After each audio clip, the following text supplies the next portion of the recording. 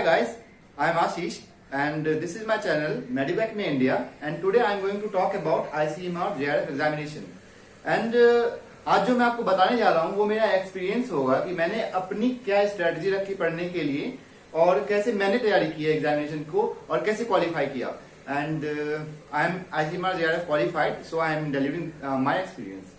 So guys, सबसे पहली चीज होती है अगर आप ICMR JRF एग्जामिनेशन देने जा रहे हो तो ये जान लो कि बैकग्राउंड एग्जाम का क्या है, क्या एग्जाम में पूछेंगे, कौन कौन से सेक्शंस हैं और नेगेटिव मार्किंग क्या है, ये जानना बहुत जरूरी होता है। नेगेटिव मार्किंग 1/4 है इसमें और जो सेक्शन होते हैं वो दो सेक्शन होते हैं एग्जाम में। पहला होता है सेक्शन ए और दूसरा होता है सेक्शन बी। जैसे इसमें 120 सीट होती है जो लाइफ साइंसेस को जाती है और जो 30 सीट होती है वो क्या होती है, वो सोशल साइंसेस बच्चों को देते हैं PhD करने के लिए। तो कोई भी JRF एग्जाम हो, चाहे वो CSIR JRF हो, चाहे वो DBT JRF हो, चाहे वो ICMR हो, चाहे वो ICR हो, कोई भी JRF एग्जाम हो तो उसका मोटो क्या होता है? उसका मोटो होता है कि आपको अपने PhD के दौरान वो 5 साल तक क्या करे कि फेलोशिप प्रोवाइड कराए। वो फेलोशिप क्या होती है? वो फेलोशिप जो होती है वो स्कॉलरशिप होती है आपकी, जो आप एग्जाम क्वालिफाई करने के लिए आपको एक रॉयल्टी देती है। तो ये डिपेंड करता है कौन सी फंडिंग एजेंसी है और कौन आपको फंड कर रहा है। तो ये ICMR एक फंडिंग एजेंसी है और जैसा मैं आपको बताऊं कि ये क्या है, एक जो फंडिंग एजेंसी है ये फंडिंग एजेंसी हेल्थ केयर और मेडिकल में ज्यादा इन्वेस्ट करती है। तो ये क्या करती है, जब मेडिकल में ज्यादा इन्वेस्ट करती है तो सिंपल सी बात है वो कैसे क्वेश्चन पूछेंगे आपसे, मेडिकल रिलेटेड क्वेश्चन पूछेंगे, हेल्थ साइंसेस से रिलेटेड क्वेश्चन पूछेंगे, चाहे वो कोई भी चीज हो। जैसे अगर बात करूं मैं फिजियोलॉजी की, तो फिजियोलॉजी में यहाँ पे आपको प्लांट फिजियोलॉजी के क्वेश्चन बहुत कम रेयरली देखने के लिए मिलेंगे और एनिमल फिजियोलॉजी के क्वेश्चन क्या मिलेंगे, बहुत ज्यादा मिलेंगे। तो गाइज बाद में at the end of the video मैं आपको दिखाऊंगा अपना अवार्ड लेटर कि उसमें कितने दिन तक ये वैलिड रहता है, कितने दिन में आपको अपना PhD जो है वो एक्टिवेट करवाना पड़ता है, एनरोल होना पड़ता है PhD में ये एक्टिवेट करवाने के लिए फेलोशिप। तो गाइज जब मैं बात करूं एग्जाम की, तो एग्जाम पैटर्न के बारे में जैसे मैं आपको बताया कि पैटर्न में क्या होता है कि we have two section, section A and section B। A is mainly what, A is aptitude based, aptitude based. अब एप्टीट्यूड की बात करें तो एप्टीट्यूड में बहुत सारी चीजें होती है, चाहे आपके वो जनरल साइंस के कुछ अफेयर्स पूछ लिए, general affairs, current knowledge type से कुछ, ये हो गया। दूसरी चीज होगी यहाँ पे मैथ्स। अब हो सकता है वो मैथ्स पूछ ले, जो मैथ्स होगी वो आपको 10th लेवल की होगी। मैंने अपने पिछले वीडियो में ही बताया था कि जो आप मैथ्स प्रिपेयर करो तो मैथ्स प्रिपरेशन में ये ध्यान रखो कि वर्क एंड टाइम आपके इंक्लूड हो, प्रोग्रेशंस हो गए, स्टैटिस्टिक्स हो गए और बाकी सारी चीजें जो कि आपको 10th या 8th क्लास की, आप मैं कह लूं कि 8th 9th की बुक जो होती है, 9th की बुक जो होती है, तो उसमें आपको जो है 9th की बुक को कवर करना ज्यादातर, 9th और 10th की बुक, 10th और 9th की बुक से ज्यादा क्वेश्चन होती है इसमें मैथ्स की। और नंबर फर्स्ट मेन इंपॉर्टेंट चीज इज PCB। PCB से मेरा कहने का मतलब है general science, physics, chemistry, biology. अब बात आती है जनरल साइंस हम पढ़े कहां से? जनरल साइंस कौन पढ़ेगा? इसका सिलेबस तो बहुत फास्ट हो जाएगा अगर जनरल साइंस पूरा पढ़ने जाए तो इसमें क्या होता है, इसका एक रामबाण है, वो है आपको लूसेंट। लूसेंट की एक जनरल साइंस की बुक आती है, वो ब्लू कलर की बुक होगी, जनरल साइंस की बुक होगी, वो ब्लू कलर की होगी, ऊपर व्हाइट बॉर्डर होगा। आपको अमेजोन पे मिल जाएगा, कहीं मिल जाएगा, ये आप ढूंढोगे तो मिल जाएगा ये। अब क्या होता है, इस बुक को आप जब पढ़ोगे तो ये आपके लिए बहुत ज्यादा बेनिफिट देगा, क्योंकि जनरल साइंस से अकेले में 25 क्वेश्चन होते हैं जो आपको इस बुक से मिल जाएगा, डायरेक्ट क्वेश्चन मिल जाएगा इस बुक से। चाहे आप सेक्शन ए में यहाँ से बात करो 25 क्वेश्चन डिसाइडिंग होता है। अगर मैं बात करूं कि सेक्शन B की, तो सेक्शन B में क्या होता है कि लाइफ साइंसेज के क्वेश्चन होते हैं और सोशल साइंसेज के क्वेश्चन होते हैं।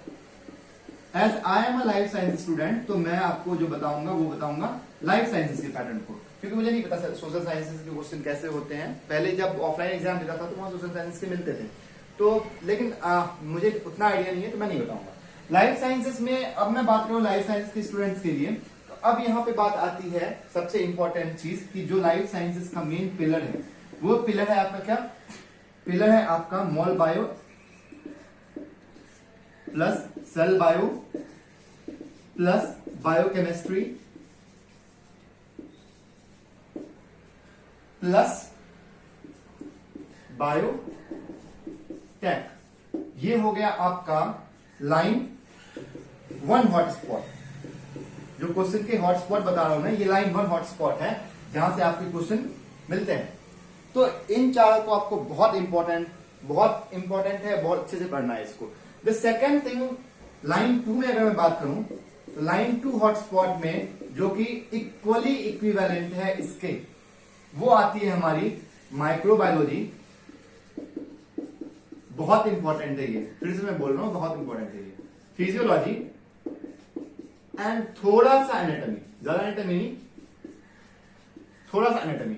एनाटॉमी में क्या पढ़ना है आपको, तो आपको मेनली जो टिश्यूज होते हैं, एपिथेलियल टिश्यू हो गया, या फिर आपके मान के चलो ब्रेस्ट बॉर्डर सेल कहां पे पाया था ये पूछ लिया उन्होंने, तो ये सारी चीजें आपको एनाटॉमी में इंपॉर्टेंट है जो देखनी है। लाइन 2 में ये इसीलिए इंपॉर्टेंट हो जाता है क्योंकि आईसीएमआर क्या है, हेल्थ रिसर्च में अपना पैसा इन्वेस्ट कर रही है, तो वो क्या चाहेगी कि जो हम बच्चों को दे रहे हैं वो हेल्थ की नॉलेज हो उनको, तभी तो हेल्थ केयर में काम करेगा, हेल्थ केयर में रिसर्च करेगा। तो हेल्थ केयर की जो भी चीजें हैं वो माइक्रोबायोलॉजी में, इन्फेक्शन से जितने रिलेटेड हो गए, फिजियोलॉजी, बॉडी फंक्शन, सारा ये क्या होता है, ये तीनों ही क्या हुए, ये तीनों ही आपके एक तरह से देखो तो एक मेडिकल के बिल्डिंग, मेडिकल साइंस के बिल्डिंग ब्लॉक्स हैं जहां से क्वेश्चन आते हैं। तो इन तीनों को आप 100% यूज करना, ये एक हथियार होता है जो आप एग्जाम देने जा रहे हो वहां पे, ये एक तरह से हथियार होता है। मैं अपने बारे में बताऊं तो ये मेरे लिए बहुत बेनिफिशियल हुआ। मैं एक बार इससे पहले भी एग्जाम दिया, मेरा क्वालिफाई नहीं हुआ, ठीक है, मेरे जो क्वेश्चन में आंसर की से बन रहे थे वो 1 नंबर कम था, नहीं हुआ था मेरा। लेकिन इस बार जब मैंने माइक्रोबायोलॉजी पढ़ी तो मेरा हो गया। तो माइक्रोबायोलॉजी बहुत इंपॉर्टेंट हो जाता है एग्जाम क्वालिफाई करने के लिए आईसीएमआर जेआरएफ के। और लाइन 3 में, लाइन 3 थोड़ा सा कम इंपॉर्टेंट होता है लेकिन छोड़ना मत इसको भी। लाइन 3 हॉटस्पॉट की बात करूं तो लाइन 3 हॉटस्पॉट में आपके आते हैं ecology plus dev bio plus immuno plus genetics plus bio info. हल्का सा पढ़ना, ये ज्यादा इसमें डीप में मत पढ़ना बायो इन्फो वगैरह, जेनेटिक्स अच्छे से पढ़ना, लेकिन जेनेटिक्स क्योंकि जेनेटिक्स इधर भी जा सकता है फर्स्ट लाइन में, ठीक है। बायो इन्फो प्लस अब एक चीज आपकी रह रही है, वो आ जाएगी थोड़ी सी एनिमल बिहेवियर से। एनिमल बिहेवियर ज्यादा पढ़ने की जरूरत नहीं है, इसमें जो इंपॉर्टेंट है वो सब ज्यादा इंपॉर्टेंट ही है, बाकी ये सब आप थोड़ा बेसिक्स देख लो इसमें क्या होता है, ठीक है, ये आपको पढ़ने की जरूरत है। तो अब नंबर सबसे इंपॉर्टेंट होता है कि ये आपको तो बता दिया है कहां से क्या पढ़ना है, अब कैसे पढ़ना है वो इंपॉर्टेंट है। अब इंपॉर्टेंट जब ये हो जाता है तो मैं आपको सबसे स्ट्रांगली रिकमेंड करूंगा कि जब आप सोने जा रहे हो उससे पहले आप अपने हाथ में लूसेंट की बुक रखो, ठीक है, लूसेंट की बुक रखो और आधे घंटे पढ़ो, बस आधे घंटे पढ़ो, आपका सिलेबस कवर हो जाएगा।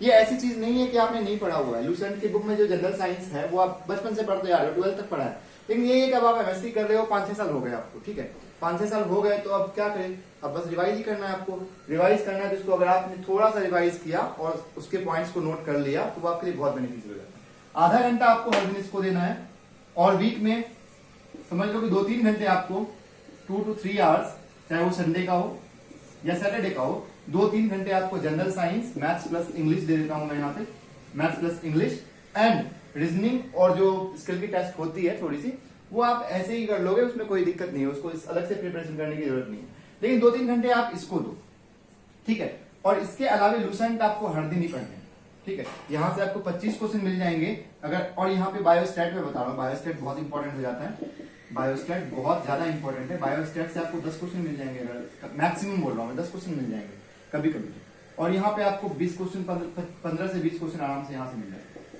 15 से 20 आप लगा लो यहाँ पे, तो कितने हो गए आपका टोटल 50 का डिस्क्रिप्शन हो गया।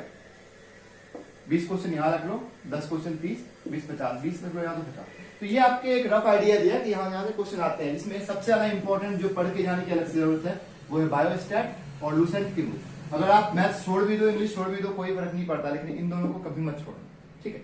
अब नंबर 3rd चीज आती है कि आप कितना घंटा पढ़े, इस एग्जाम को क्वालिफाई करने के लिए कितना घंटा सफिशिएंट होता है।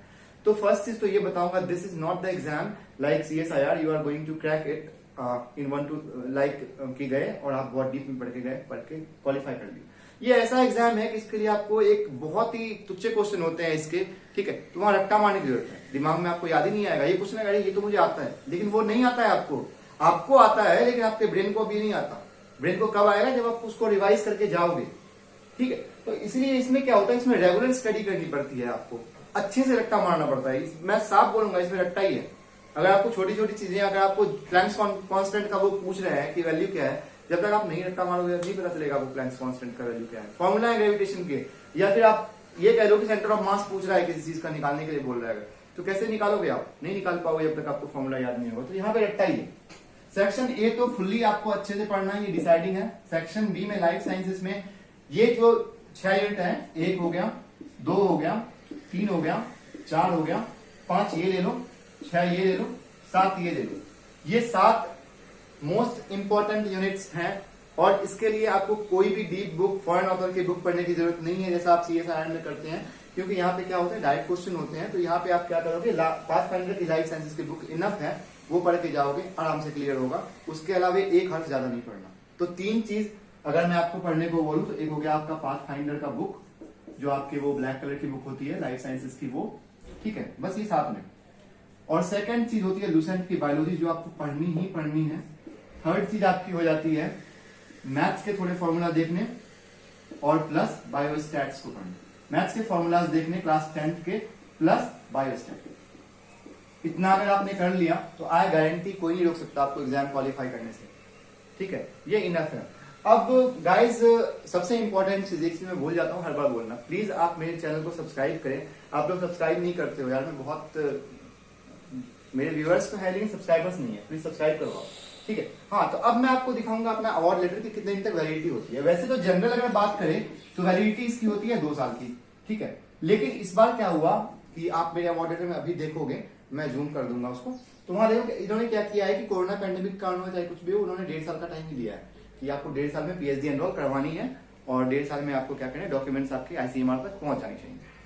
तो वैलिडिटी 2 साल है। तो आप इस हिसाब से चलो कि MSc फर्स्ट ईयर में अगर आप दे रहे हो तो अपना आइडिया लगा के रखो कि आपकी जो है MSc खत्म होते होते तक PhD कहीं ना कहीं एनरोल हो जाओ, क्योंकि अगर MSc का फर्स्ट ईयर में दे रहे हो आप तो MSc लास्ट ईयर जाते जाते 2 साल हो जाते हैं, आपका आता पता नहीं होता कहाँ PhD होना है, तो वो एक्टिवेट नहीं करेंगे। तो फर्स्ट सेकंड ईयर में देना बहुत ज्यादा अच्छा होता है कि सेकंड ईयर में दिया, उसके बाद आपको 1 साल का बफर पीरियड मिल गया, उस बफर पीरियड में जाओ और आप एक्टिवेट करवा लो। तो इसीलिए मोस्टली लोग जो क्या करते हैं वो फर्स्ट ईयर में अवॉइड करते हैं, ठीक है। तो गाइज आई होप आपको वीडियो पसंद आई होगी और प्लीज आप सब्सक्राइब करें मेरे चैनल को, मोस्ट इंपॉर्टेंट सब्सक्राइब करें। और guys thank you so much. Award letter मेरा देख लेना, अभी मैं जूम करूंगा, ठीक है। सो गाइज ये मेरा अवार्ड लेटर है एज यू कैन सी, और ये इसलिए दिखा रहा हूँ मैं ताकि आप ये जानें कि मुझे कब तक का टाइम मिला है इसको एक्टिवेट करवाने के लिए।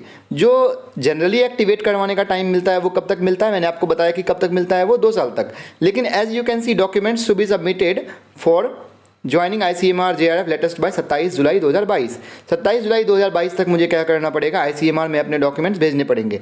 तो क्या हो गया, ये 1.5 साल का टाइम हो गया टोटल। अगर आप 2 तारीख से देखो तो ये कितने 1.5 साल का टाइम होता है। 1.5 साल मुझे दिए गए हैं कि मैं अपने अवार्ड लेटर को या फिर JRF को क्या करूँ, एक्टिवेट करवा सकूँ।